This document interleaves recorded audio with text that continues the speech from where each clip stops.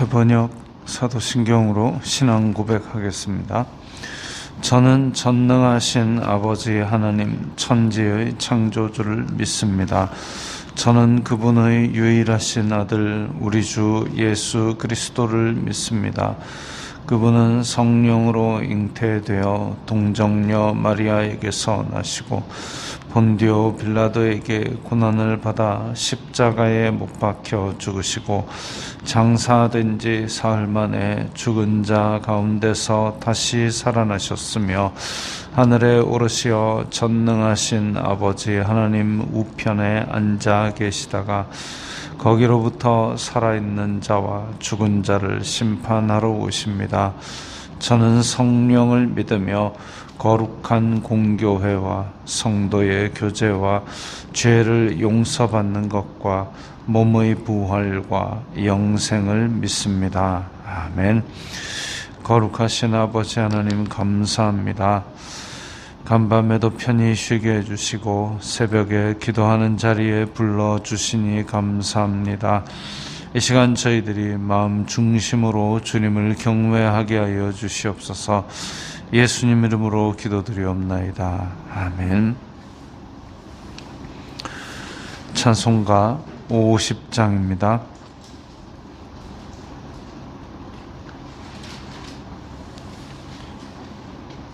찬송가 50장입니다.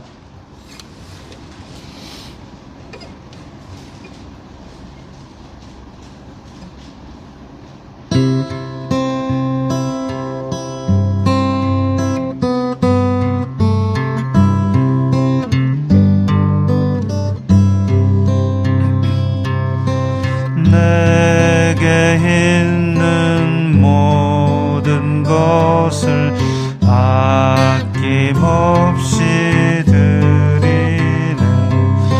사랑하고 의지하며 주만 따라 살리라. 주께 드리네. 주께 드리네. 사랑하는 구주 앞에 모두 드리네. 내게 있는 모든 것을 겸손하게 드리네. 세상 욕심 멀리하니 나를 받아주소서. 주께 드리네. 주께 드리네. 사랑하는 구주 앞에 모두 드리네. 내게 있는 모든 것을 주를 위해 드리네. 주의 성령 충만하게 내게 내려주소서. 주께 드리네. 주께 드리네. 사랑하는 구주 앞에 모두 드리네. 아멘.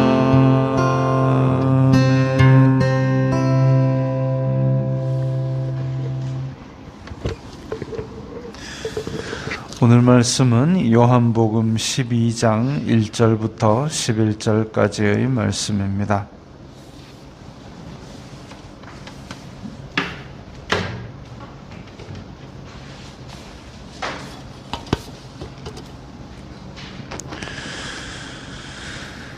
요한복음 12장 1절부터 11절까지의 말씀 함께 읽겠습니다.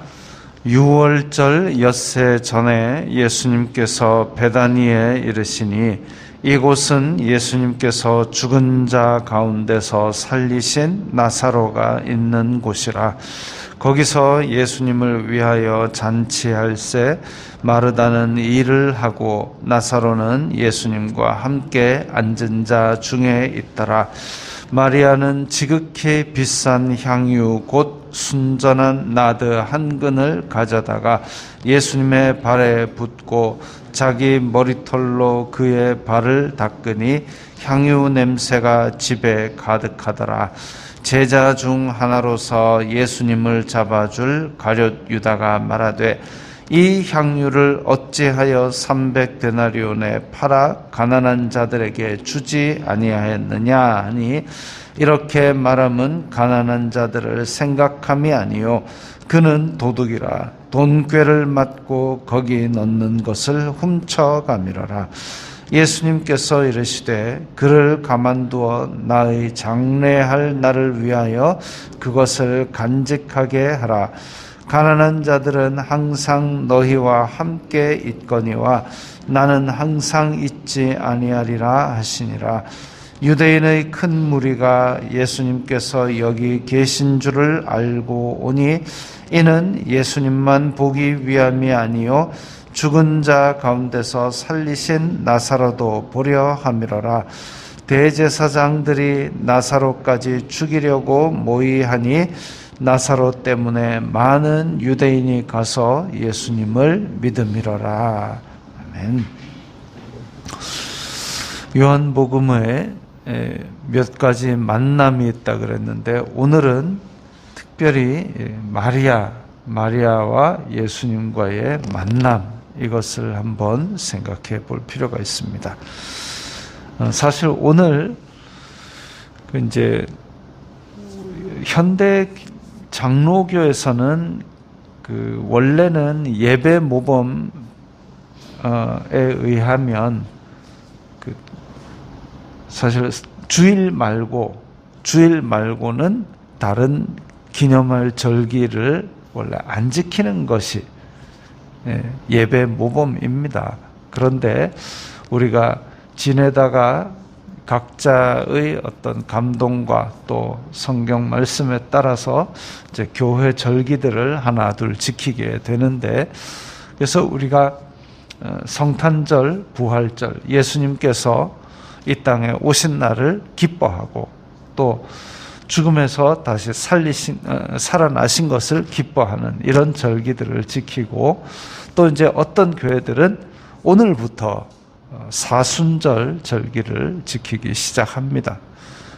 부활절까지의 40일간을 지키는 절기를 이제 사순절이라 그러고, 그래서 수요일에 보통 시작을 합니다.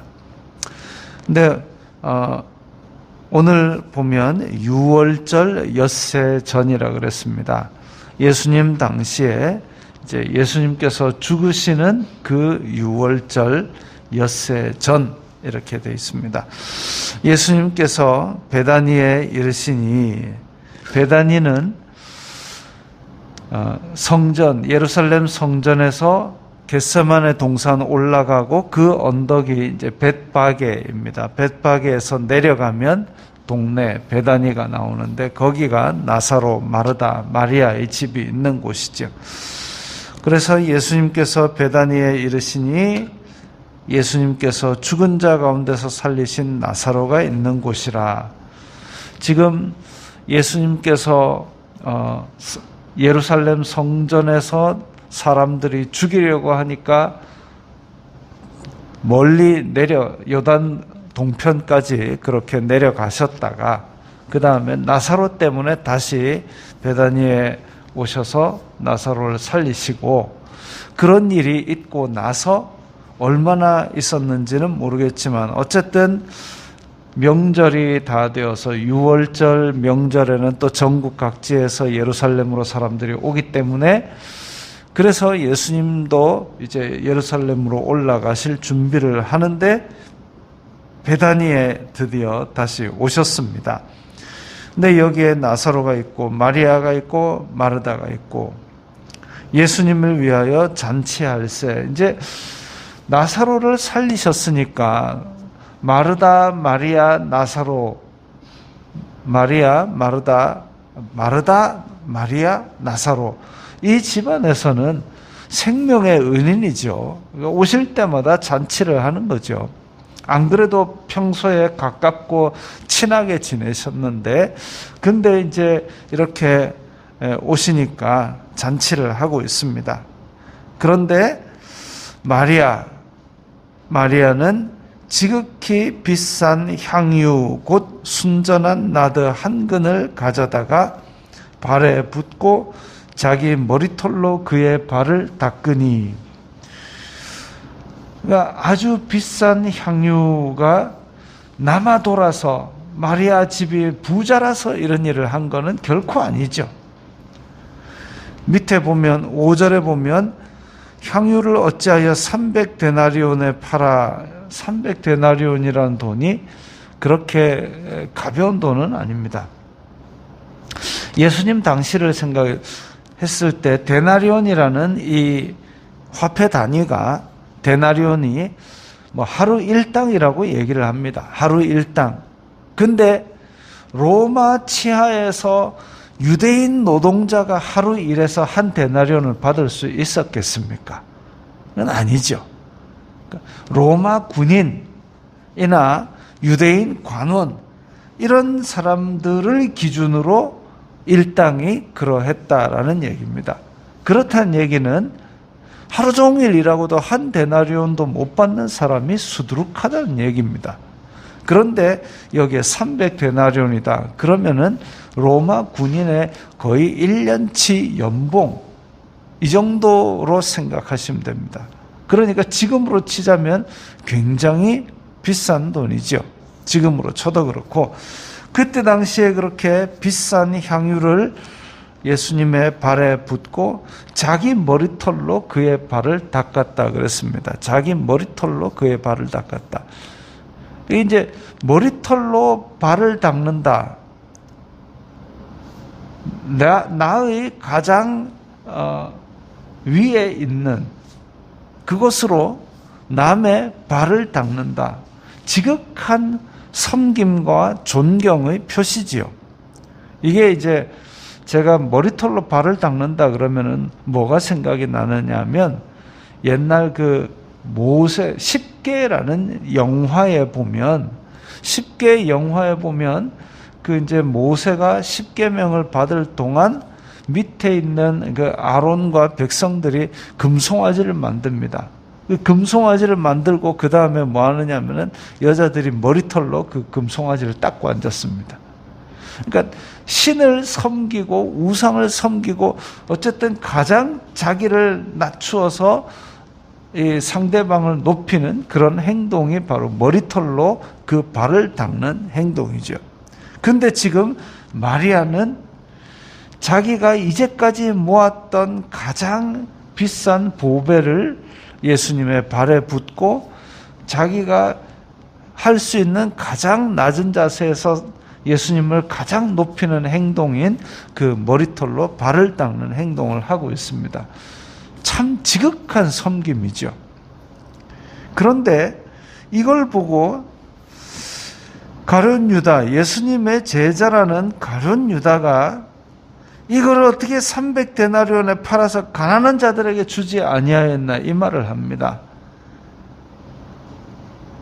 가룟 유다의 정체성이 나오고 있는 거죠. 가룟 유다는 300데나리온에 팔아서 가난한 자를 주는, 이 가난한 자를 위하는 사람이 아니라 그 6절에 보면 도둑놈이라고 그랬습니다. 도둑놈인데 말은 옳은 말을 합니다. 이게 이 상황에서 전적으로 옳은 말이 아니라 일반적인 상황에서 가난한 사람을 위해서 준다 이러면 좋은 말이잖아요. 옳은 말이잖아요. 옳은 말을 하는 도둑놈입니다. 참 이게 요즘 우리 그 정치권의 공방을 뉴스에서 봅니다. 이 사람 말을 듣고 있으면 이 사람 참 잘하는 것 같아요. 근데 저 사람 말을 들으면 저 사람 참 잘하는 것 같아요. 이 사람이 저 사람을 공격하는 거 보면 저 사람은 완전히 인간 쓰레기입니다. 저 사람도 이 사람을 또 공격하는데 그걸 들으면 또 완전 쓰레기입니다. 그러니까 두 말을 종합하여 보면 쓰레기가 옳은 말을 하고 있는 겁니다. 여기에 미혹될 게 아니죠. 그들의 열매를 보아 그들의 정체성을 파악해야 됩니다. 그래서 그 사람들 말을 듣고 아이고 저 사람 나쁜 놈이야, 아이고 저 사람 좋은 놈이야, 그거 할 필요 없고 그들이 맺는 열매를 보고 나중에 표를 제대로 던지면 될 것입니다. 이번에 튀르키예 지진이 났다 그래가지고 우리나라에서 뭘 이것저것 많이 보냈습니다. 많이 보낸 걸 뜯어보니까 자기 집에 안 입는 옷, 너덜너덜해진 옷, 이런 반쯤 쓰레기 같은 것들을 보낸 사람도 수두룩하고, 튀르키예가 그 종교적인 이유 때문에 돼지고기를 안 먹는답니다. 스팸 마음만 고맙게 받겠으니까 스팸 그만 보내랍니다. 그런 거를 잔뜩 보내고, 물론 이제 보내는 마음이야 좋겠지만 그걸 가지고 거기에다 나는 이런 걸 보냈다, 돕는다 이러면서 그들이 쓰지도 못하고 먹지도 못할 걸 보내는 거 참 그렇지 않습니까? 이 와중에 또 어떤 사람들은 연예인에게 야, 너 돈 많이 벌잖아, 왜 저기 안 줘? 라고 막 그 사람한테 욕을 막 하고 이런 사람들도 있어요. 이야, 진짜 인류애가 지극합니다. 그게 과연 그들을 생각해서일까요? 가룟유다 같은 소리죠. 그렇게 그 마음에 극심하고 그러면 지도 내지 왜 남의 돈을 가지고 그렇게 욕을 하고 그런답니까?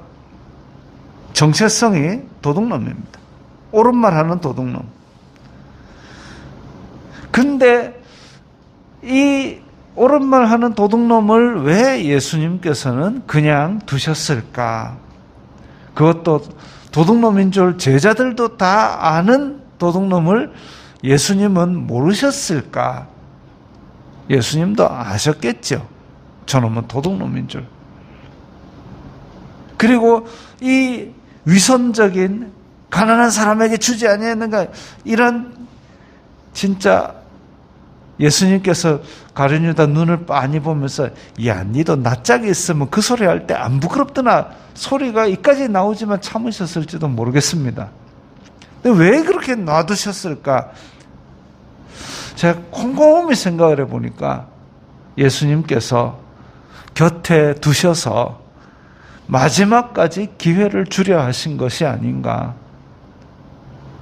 마지막까지 그래도 이 인간이 이렇게 도둑놈 짓을 하면서 결국은 예수님을 팔아서 그렇게 죽음에까지 내몰도록 하는 장본인이 되지만, 그럼에도 불구하고 이 인간 개인의 구원을 위해서 마지막까지 기회를 주시려고 그렇게 곁에 두시고 이런 뻘소리를 하는데도 다 참아주시고 하는데, 그런 은혜를 주시는데도 불구하고 가룟유다는 결국 제 갈 길로 가고 비참한 종말을 맞이하게 됩니다.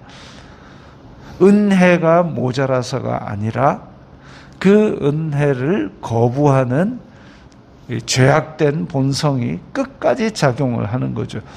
예수님께서 하신 일을 그렇게 처음부터 끝까지 가까이서 보고 예수님의 말씀도 그렇게 들으면서도 불구하고 여기서 이런 도둑놈 소리나 했었고, 결국은 죄악의 길로 떨어지는 그런 비참한 인간상을 하나 봅니다.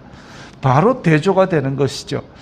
예수님께 온갖 헌신을 하면서 머리털로 발을 씻을 정도로 지극히 높여드리는 마리아라는 사람의 상이 하나 있고, 그리고 남이 그렇게 섬기는 데 대해서 폄훼하면서 자기 의의를 드러내는 도둑놈이 하나 있고, 그 두 사람의 나중의 행보를 보면, 열매를 보면 정말 극단적으로 대조되는 것을 볼 수 있습니다.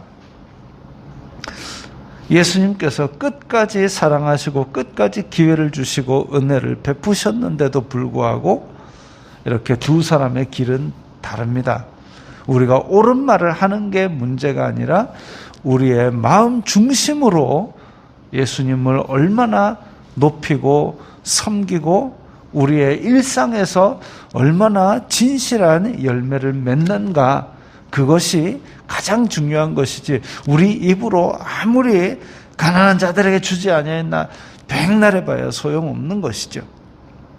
자, 7절에 보면 예수님께서 그를 가만두어 나의 장례할 날을 위하여 그것을 간직하게 하라. 예수님께서 이제 본격적으로 죽음을 암시하고 있습니다. 물론 나사로를 살리시면서 예수님께서 생명의 빛이신 것을 보여주셨지만, 이것과 예수님께서 다시 사실 것이라는 부활을 연결시켜서 믿고 있는 제자는 이때만 해도 아무도 없었습니다. 그런데 이제 본격적으로 장례할 날, 예수님의 죽으심을 이제 본격적으로 말씀하고 있습니다.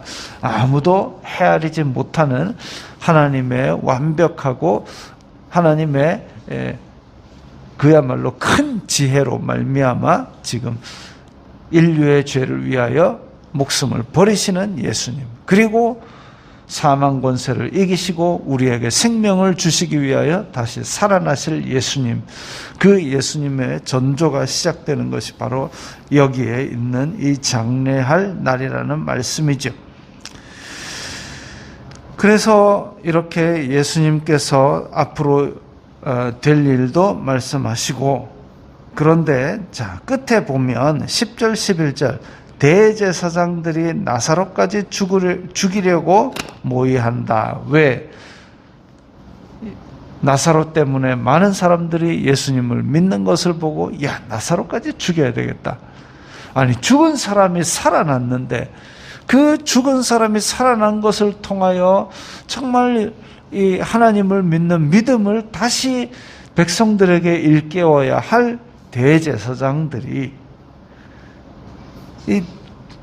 다시 살아난 나사로까지 죽이려고, 왜? 예수님을 많이 믿게 되니까. 이건 가룟 유다보다 더한 사악한 마음이죠. 사람의 마음은 가만 놔두면 하나님을 믿는다고 하면서도 이렇게 자꾸 사악한 쪽으로 달려갑니다. 악은 꼼꼼하고 악은 부지런합니다. 악은 귀찮아서 안 하는 법이 없어요. 왜? 에덴 동산에서 타락한 이후 우리의 본성이 사악해졌기 때문에, 선에 대해 전적으로 무능력해졌기 때문에, 의인은 없나니 하나도 없기 때문에 악은 꼼꼼하고 악은 부지런합니다. 그러나 이런 가룟 유다가 이렇게 옳은 말 하는 도둑질을 하는 이 와중에서도, 또 대제사장들이 꼼꼼하고 부지런하게 악을 행하는 가운데서도 하나님은 하나님의 뜻을 방해받지 않고 하나님의 뜻을 하나부터 열까지 온전하게 다 이루시고, 하나님의 뜻은 합력하여 선을 이루시고 합력하여 우리의 구원을 이루시는 완벽한 지혜를 그렇게 실천하십니다. 오늘 하루도 하나님의 완벽한 지혜 속에서 하나님의 뜻이 우리 삶 가운데 합력하여 선을 이루게 되기를 바랍니다. 기도합니다. 거룩하신 아버지 하나님, 감사합니다. 이 세상이 복잡하고 또 이 세상은 호락호락하지 않지만, 이런 많은 일상 속에서도 하나님께서 저희들을 통하여 오늘도 합력하여 선을 이루어 주옵소서. 예수님 이름으로 기도드리옵나이다. 아멘.